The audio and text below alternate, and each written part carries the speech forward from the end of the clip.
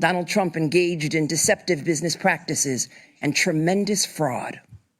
Donald Trump falsely, knowingly inflated his net worth by billions of dollars to unjustly enrich himself, his family, and to cheat the system. Donald Trump may have authored the art of the deal, but he perfected the art of the steal. This long-running fraud was intentional, egregious, illegal, and he did all of this with the help of the other defendants, his 2 adult sons and senior executives at the Trump Organization. And so, after 11 weeks of trial, we showed the staggering extent of his fraud and exactly how Donald Trump and the other defendants deceived banks, insurance companies, and other financial institutions for their own personal gain. We proved just how much Donald Trump, his family, and his company unjustly benefited from his fraud. Today, the court, once again, ruled in our favor and in favor of every hard-working American who plays by the rules. Donald Trump and the other defendants were ordered to pay $463.9 million. Soon after. There are new doubts about Trump's New York civil fraud conviction. Justices in a New York appeals court appear skeptical of the conviction and that huge $480 million penalty. They say nobody claimed to be harmed. This is what we have all been saying all along. It shouldn't take justices of an appeals court to figure this out and say this.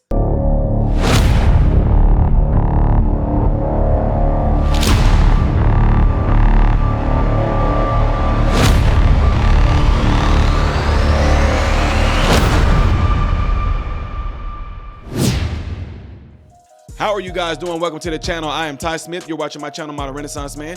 I appreciate you guys taking time out of your day to view my content. If you have been enjoying my content and you do enjoy it, hit this right here so that my content can be circulated within the YouTube shadow banning algorithm and so that my content can consistently be recommended to you. Be sure to follow me on all the platforms you see above and below. If you want me to react to a clip, see a news clip, something you think I should expound upon, talk about, go to patreon.com/Modern Renaissance Man to find out how to do that. It's right up there.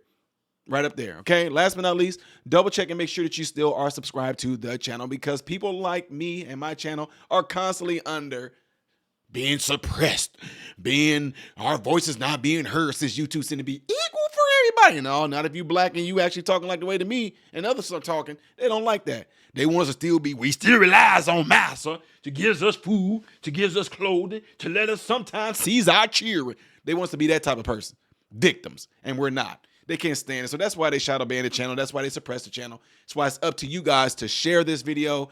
Let somebody in your cell phone know that you know would enjoy this channel. Go into your cell phone, into your contact list, and just let all of them know about this channel.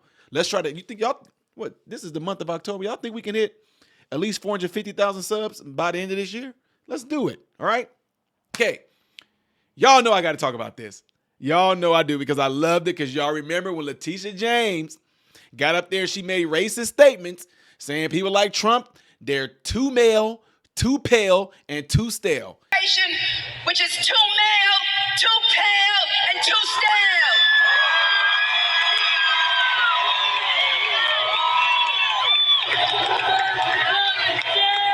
Too male, too pale, and too stale. Too male, too pale, and too stale. And I was just like, wouldn't it be awesome if Trump came back and was like, Letitia James, you know, she's too whack, too fat, and too black. Oh, all hell would have broke loose. Trump a racist. He called her too whack, too black, and too fat. So he body shaming. Yeah. But she said all day long and nobody has no smoke for her. For anyway, Letitia James was the lady that went after Trump in this ridiculous case, almost hitting him for almost $500 million for something that there were no victims of. We kept telling you guys over and over again, whatever it was y'all claimed that Trump did, where are the victims? He set this thing up with the bank. The bank agreed to the terms. Trump agreed to the terms. Trump paid back what he was supposed to pay back. There was no fraudulent in the paperwork or anything like that. And still y'all wanted to find something wrong with him, and there was nothing wrong. There were no victims. That's what we kept saying. How can you try a ghost? Nobody's around. Nobody got hurt. What the heck happened? So let me get something straight here. Black folks, for some of y'all. Y'all say we should deserve reparations for people that are not even here. But yet, Trump, why? Because our ancestors were the victims, right? Those victims aren't here. Y'all want the money, right? Where are the victims at in this case for Trump that they want the money of? See, they'll fight tooth and nail to get the money for Trump. But let's see how hard they fight to get y'all those reparations. You want to know why? You're not the victim. Because there are no victims. That's why you're not getting reparations. This is why we kept on saying this whole trial thing was a sham. Because there are no victims. So who is he going to be paying this to? Anyway, y'all, give y'all a little bit more detail on this. Check this out. There are new doubts about Trump's New York civil fraud conviction. Justices in a New York appeals court appear skeptical of the conviction and that huge $480 million penalty. They say nobody claimed to be harmed. Former Acting Attorney General Matthew Whitaker joins us now. Matthew, tell me about what the appeals court justices were saying, because it sounds like this case is just falling to pieces. Yeah, Stuart, and we talked about some of these issues previously when this case was decided on summary judgment, and then the judge ultimately assessed this massive fine, and that is that there was no one that was harmed, that it was just a commercial transaction where both sides finished the transaction happy and satisfied. The bank got their money, the loan was made, and I think the appeals court was very skeptical that this was even in Letitia James as Attorney General's jurisdiction to bring a case like this. And then on top of that, obviously they thought this fine was excessive and way over the top compared to any potential harm that happened. The case just be completely thrown out or adjusted? I mean, a smaller penalty, whatever. Yeah, so there was a 5-judge panel, and obviously it's going to be the vote of the majority to decide, because I think there are some judges that felt it was way too much of a fine on the one hand, and then there's some that were just thought the basis in law was not there, and this case should be dismissed. And so I think it's going to be very interesting where 3 of those judges out of the 5 come out on that. I want to talk about New York City, the mayor, Eric Adams, criminal charges. I'm sure you've read the charges. Would you define this as a strong or weak case against him? Yeah, it's probably comparatively a weak case. I think some of the solicitation of illegal campaign contributions are probably the stronger counts. You know, the counts about the quid pro quo and the scam that voters can't stand when elected politicians do, where they get benefits for official action, I think is a little weaker. But remember, Eric Adams has said the whole time that these are politically motivated charges, that the Biden Department of Justice brought these because he had criticized the situation he was facing in New York City with the illegal immigration and how it was impacting the city of New York. It looks like, well, Adams says he's going to fight. He's going nowhere. He's staying in this game. He's staying in the race. He's staying as mayor of New York. That means, with his administration, I would say, largely crippled with the departure of the police chief and the education guy and the top counsel, that means we've got a chaotic government in New York for at least the next year, at a time when we can least afford it. No, that's a great point. And I think, mayors obviously handle the day-to-day, whether it's picking up trash, enforcing the laws, keeping the streets clean, all of the small things that city government does, mayor sits on top of that. And to have him this distracted with federal charges, I think is going to be very difficult for him to continue to run the city effectively. May I just go back to the Trump fraud case and the skepticism by the appeals court justices? They're really passing judgment on New York's judicial system, aren't they? And it's a bad judgment at that. Yeah, so remember at the time this case was going on, it looked like a real specious claim to come in after the fact and to say that somehow fraud had occurred when nobody was complaining of, losing money or being defrauded.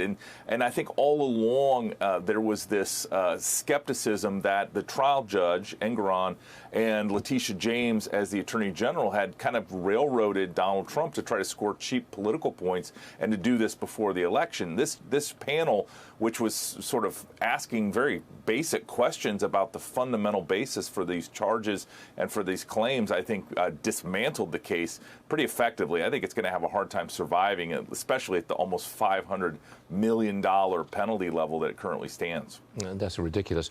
Matthew Whitaker, thanks very much for being with us this morning, Matt. We appreciate it. And we'll see you again soon. Good to see you. Thank you. Have a great day. Yeah, it's falling apart, just like a whole lot of these other dumb things are falling apart, from Fani Willis to this trial and other ones, and now Jack Smith trying to open up another box. We got some extra stuff on him now. We heard it. He said, so what? Yeah, when they said Mike Pence was in trouble and he was leaving, and do you care about his safety? Trump said, so what? And we heard that his assistant heard that she heard somebody say what they heard on what they heard when they heard it. Yeah, it's all falling apart. They are panicking, man. I told y'all before. Trying the man. Stuff that he so-called did, like sexually assaulting a woman. Getting over on banks and things like that, frauding banks and all that. All these things he did, and they all seem to be crumbling down. I told you guys, and when this is finally over, unless something differently happens, we are literally seeing like an act of God happening right now, like to the extent of like how you seen how God kept on hardening Pharaoh's heart, and Pharaoh wouldn't let the people go. You fighting if this is going to be awesome if this concludes out like we think it's going to conclude out to where the system literally tried to go up against God, and y'all saw how it just kept crumbling. What does Trump have on them? What does a lot of us people like me have on these people to make them suppress channels like mine, where YouTube has for the last almost 2 years been working on my channel, saying that we see that you have 1.7 million subscribers, and it's only 437,000 showing. They've been working on it for 2 years, y'all. Yeah, how's that? Yeah, anyway, y'all. Let me know what y'all think about this by putting it in the comments below after this video. Don't forget, if you want to see the next video that I'm going to do in chronological order, it's going to be the one right up there. Things that I do on my channel as a variety will be down here. It can be anything random. I am Ty Smith, Modern Renaissance Man. I hope and pray every last one of you have food, shelter, and clothing. And most of all, I pray every last one of you guys are in great health, mentally, physically, emotionally, spiritually. God bless you all through Jesus.